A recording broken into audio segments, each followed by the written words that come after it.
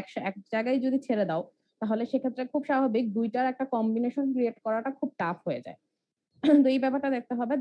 That হচ্ছে roadway restrictions, যেটা হচ্ছে ট্রাকের যে মুভমেন্ট সেটা ব্যান করে দেওয়া লোকাল স্ট্রিটে, যেটা আসলে করা সম্ভব হয় না। যেটা তোমরা সিলেটেও নিশ্চয়ই দেখছো যদি রাতের বেলা বের হয়ে থাকো, প্রচুর মানে এই লোকাল স্ট্রিট গুলোতে প্রচুর তোমার ট্রাক আসা যাওয়া করতেছে, যেটা একেবারেই উচিত নয়। ঠিক আছে, তো এখানে এই ব্যাপারটা যদি ব্যান করে দেওয়া যায় তারা আদার রুট ফলো করবে, হয়তো বা শর্টকাটে চলে যাওয়ার জন্য বা আরো তাড়াতাড়ি চলে যাওয়ার জন্য তারা এই রুট গুলা দিয়ে যাচ্ছে।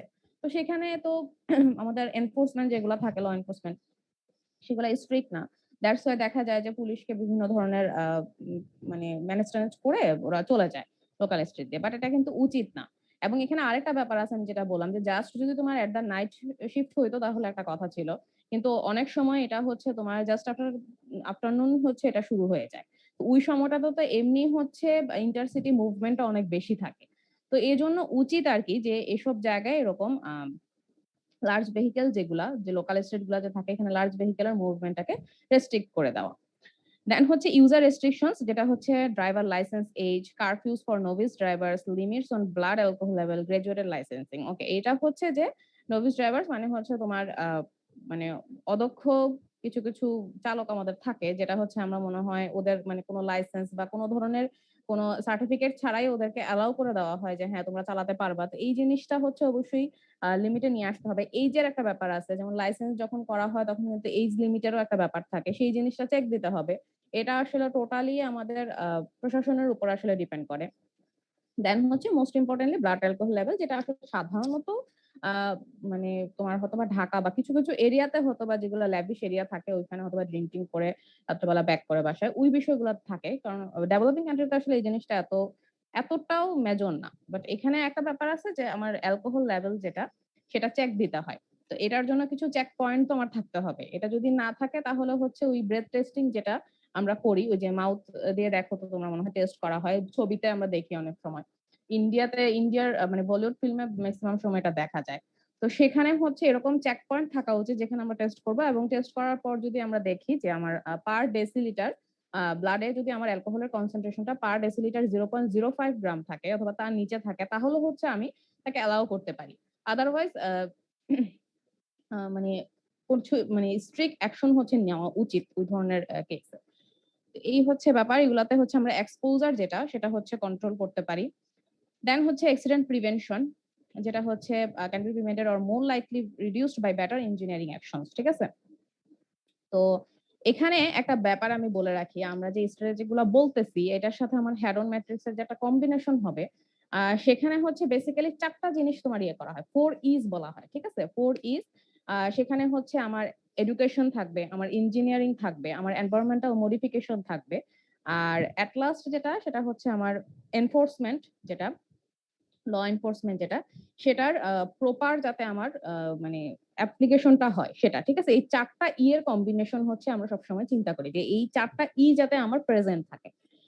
এর মধ্যে হচ্ছে মানে যদি এটা প্রায়োরিটি বেসড আর কি, বেসড অন প্রায়োরিটি, এটা হচ্ছে দুইটা তিনটাও যদি ফুলফিল করে দ্যাটস ওকে, বাট হচ্ছে অবশ্যই এই চারটা হচ্ছে আমার থাকতে হবে। একটা স্ট্র্যাটেজি যখন আমি ডেভেলপ করতেছি তখন এই চারটা হচ্ছে আমার খুব ইম্পর্টেন্ট। আবারও বলি, education, engineering, environmental modification and enforcement of laws. ঠিক আছে, তো এখানে এডুকেশন যে জিনিসটা, সেই জিনিসটা আসলে কেন আসতেছে যে অ্যাক্সিডেন্ট তো কাইন্ড অফ একটা ডিজিজ।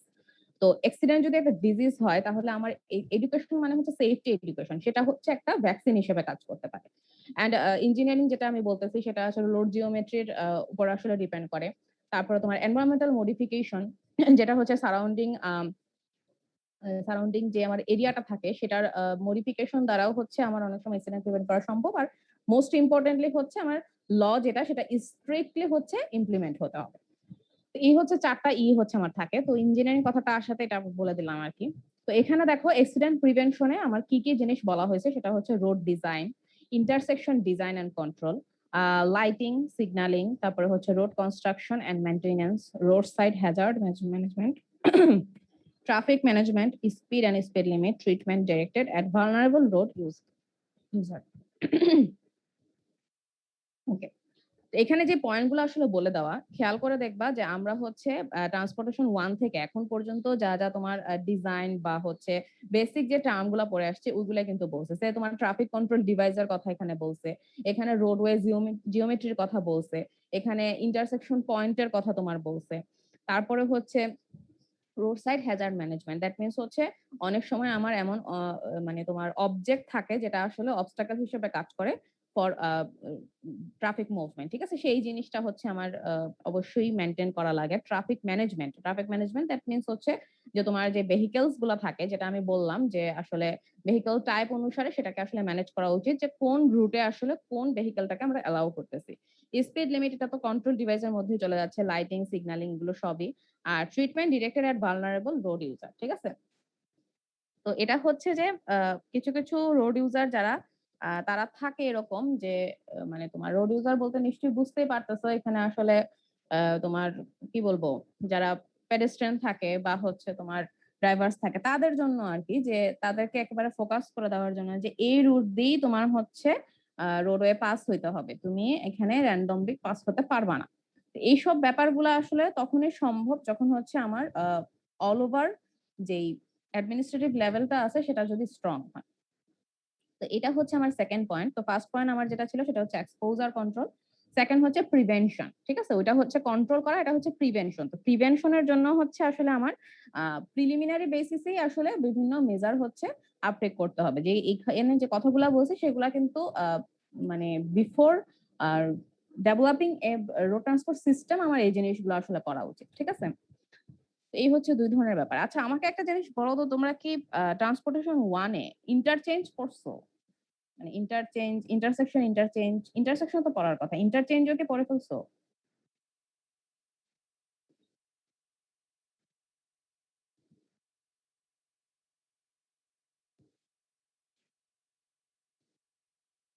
একটু চেক করে বলো তো আমাকে যে তোমাদেরকে ইন্টারচেঞ্জ পড়ানো হয়েছে কিনা?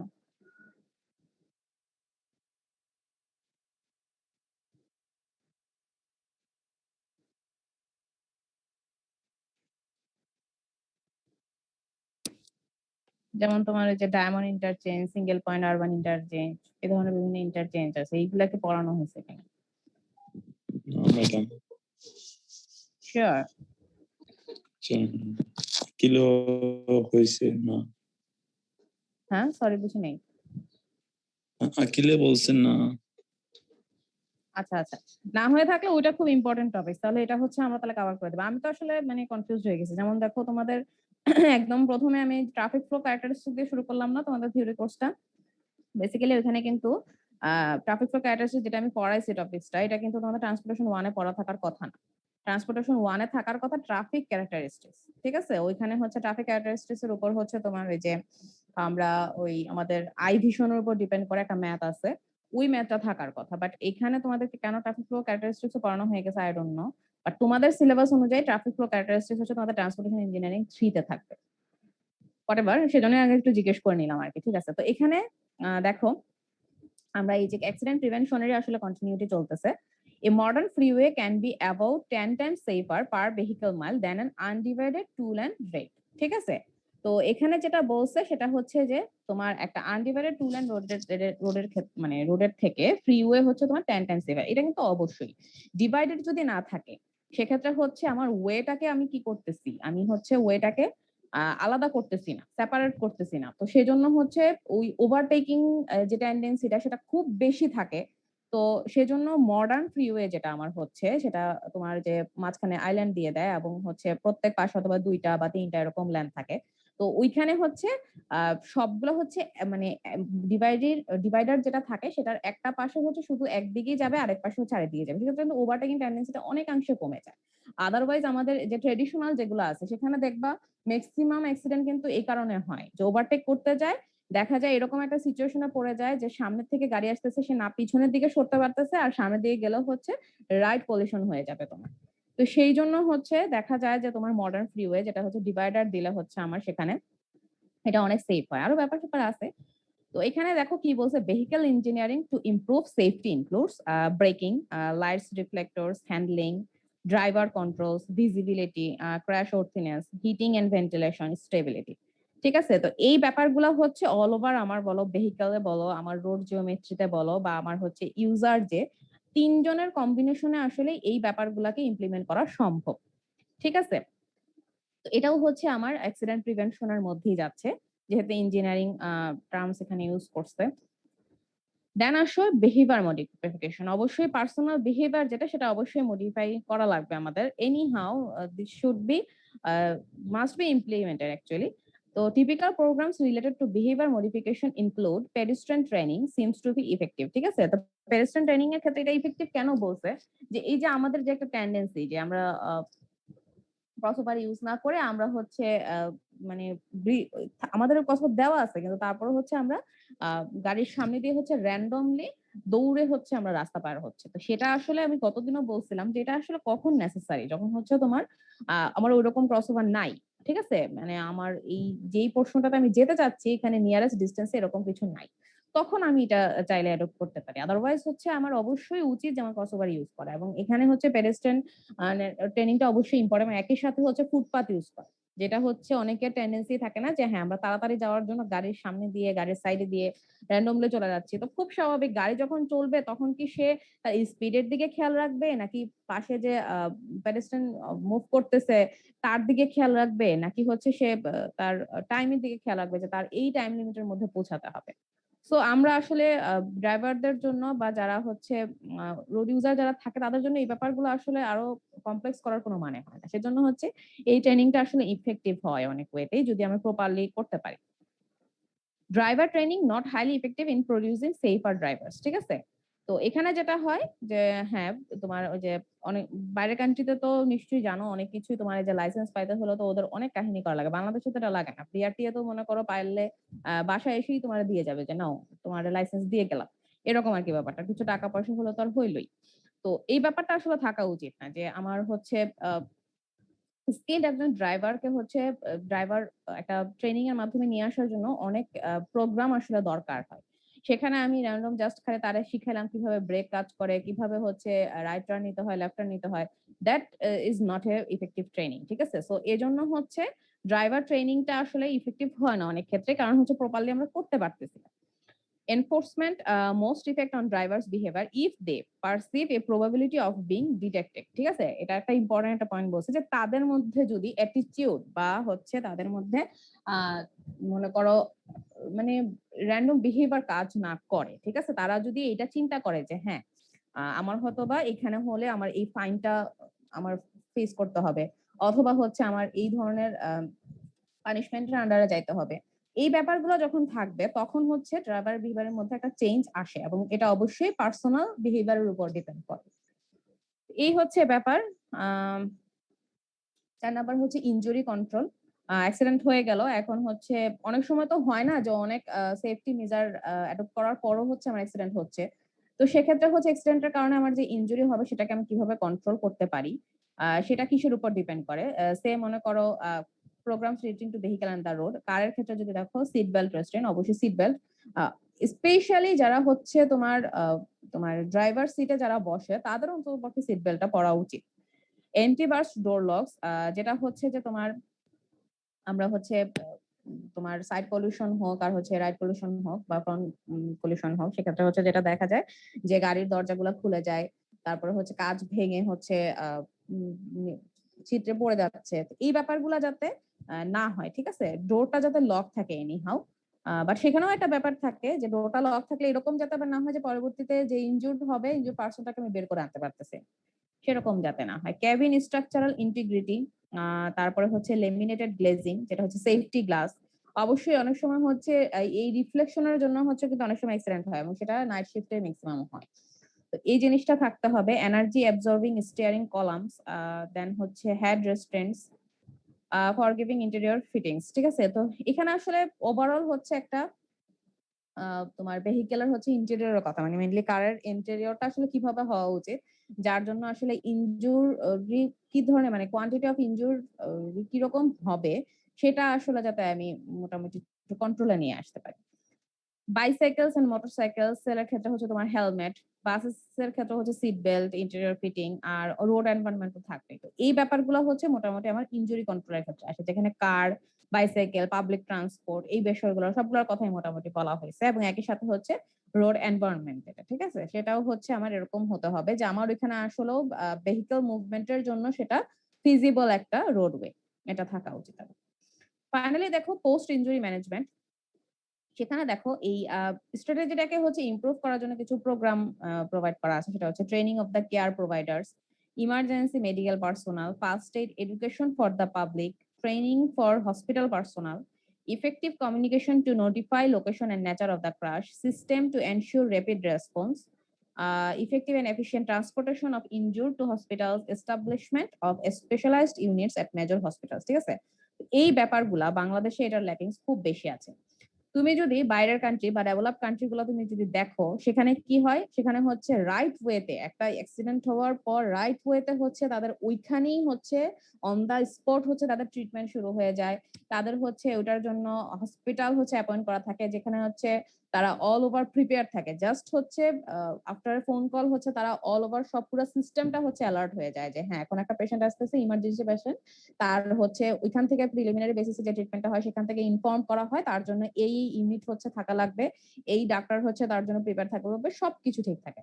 বাট বাংলাদেশে কি হয়, বাংলাদেশে হচ্ছে বাংলাদেশের মানুষ আসলে কি বলবো, আসলে আল্লাহর রহমত অনেক বেশি। যেমন এখানে হচ্ছে তোমার একটা অ্যাক্সিডেন্ট হয়, হওয়ার পরে মানুষ দাঁড়ায় থাকে, চিন্তা করে যে হেল্প করবো কিনা, এটা একটা ব্যাপার।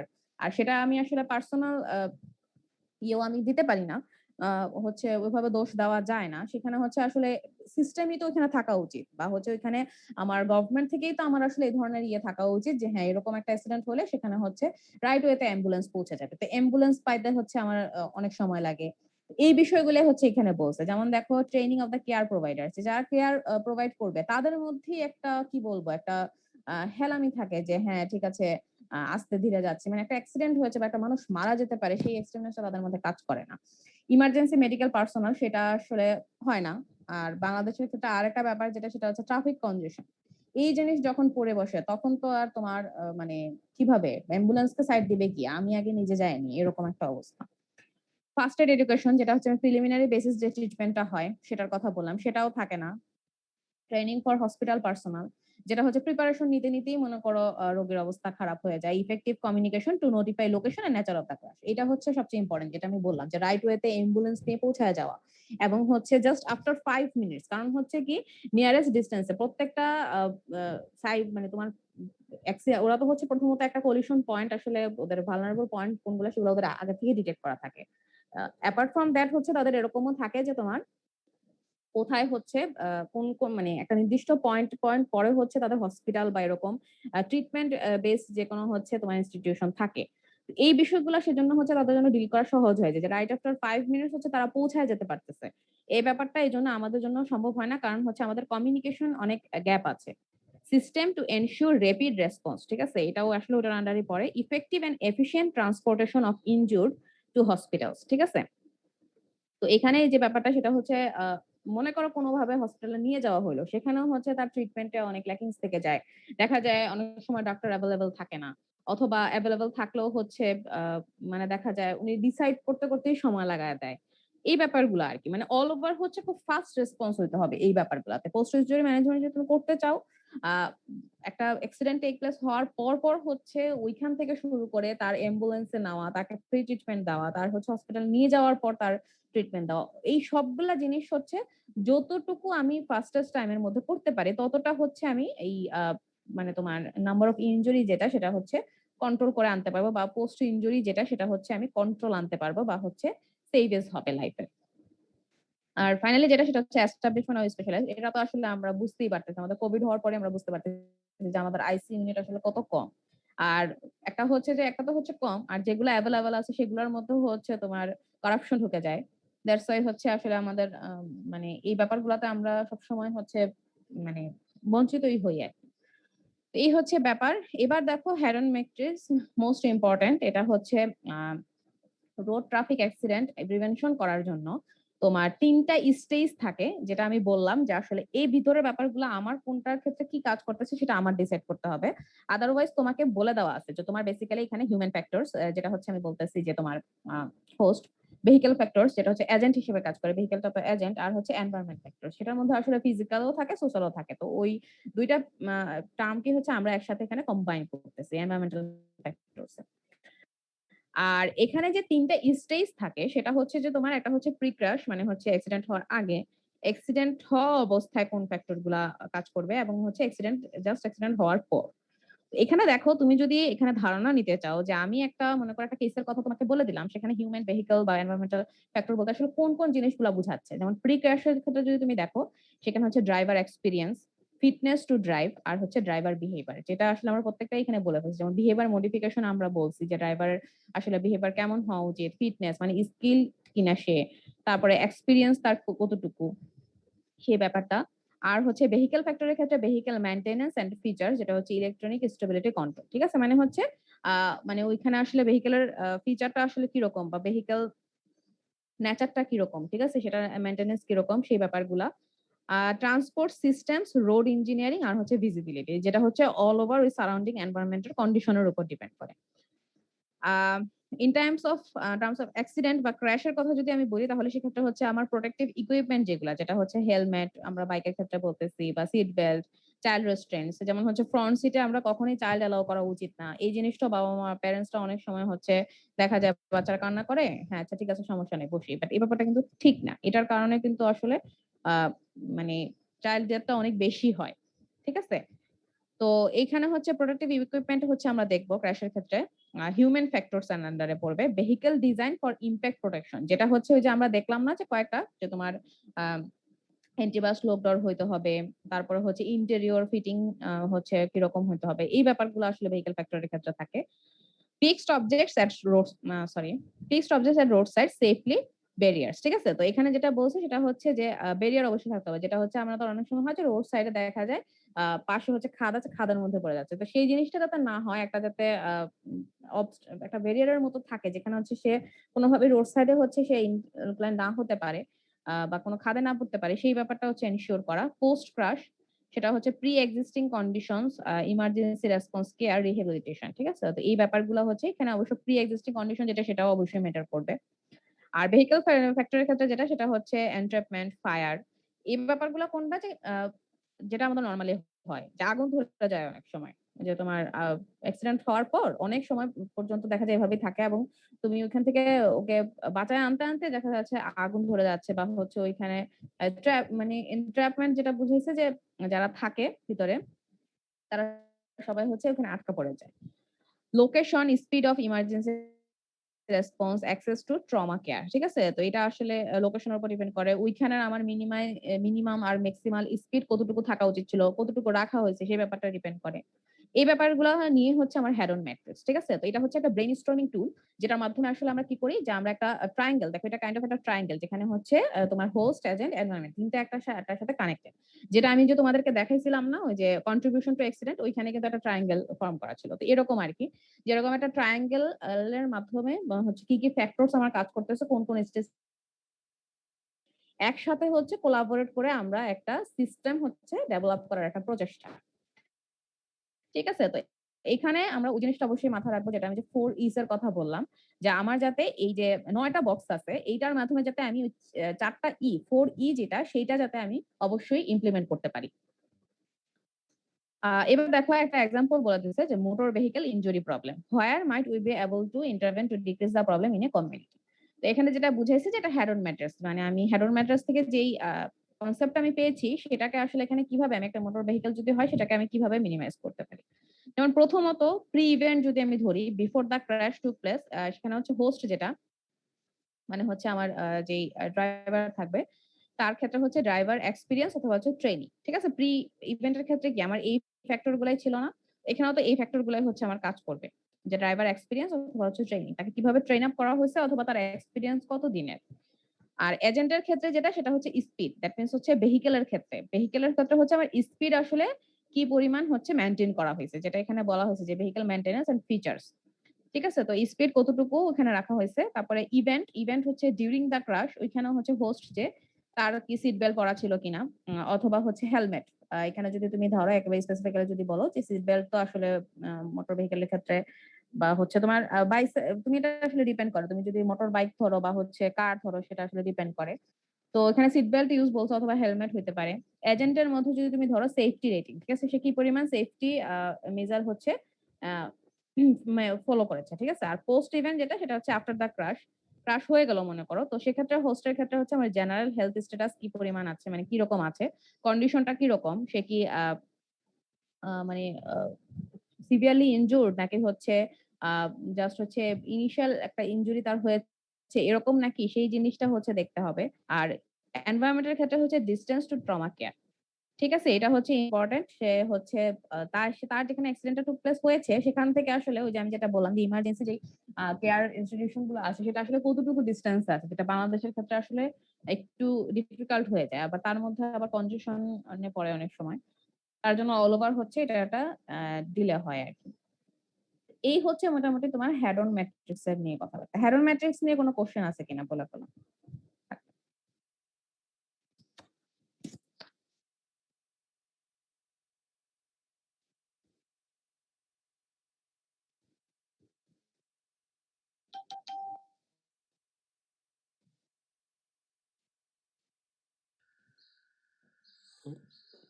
ম্যাডাম।